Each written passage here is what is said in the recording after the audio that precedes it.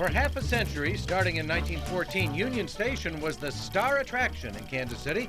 By the early 1960s, the world had changed, and Union Station was not keeping up. Because of air traffic travel and new highway systems and people driving cars, the train traffic slowed down and the station went into disrepair. If you were there in that right before '96 when they passed the issue, you look at this beautiful ceiling that's up there right now, it was falling down. There were holes through that. You could see up into the roof. 1996 was a critical year. Voters on both sides of the state line approved a sales tax for restoration and redevelopment.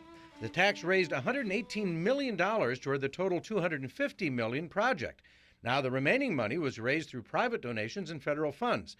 This passage of the bi-state tax is thought to be the first of its kind in the history of the United States.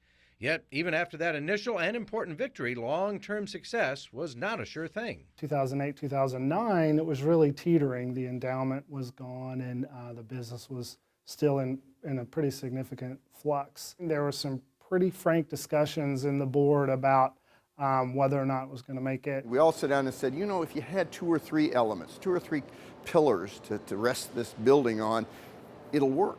One of those pillars that has led to a doubling of revenue in the last couple of years, exhibits that get the whole town talking, like the time a princess held court. We brought Diana here. It was a historic moment because it was also the time that her son was going to get married.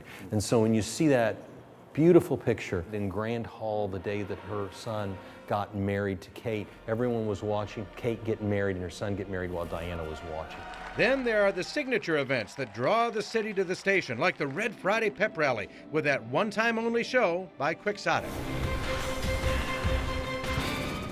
Another building block of success, making Union Station a place to do business. Getting this place leased up with tenants was critical.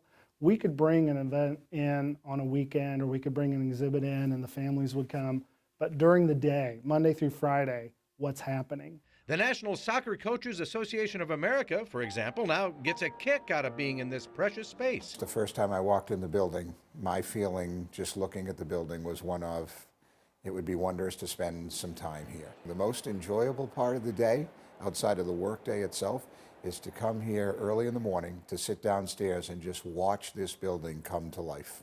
From the bi-state tax in the 90s to the exhibits and special events that pull families to the station, to the everyday business that's conducted within these storied walls, Union Station is, once again, the star attraction.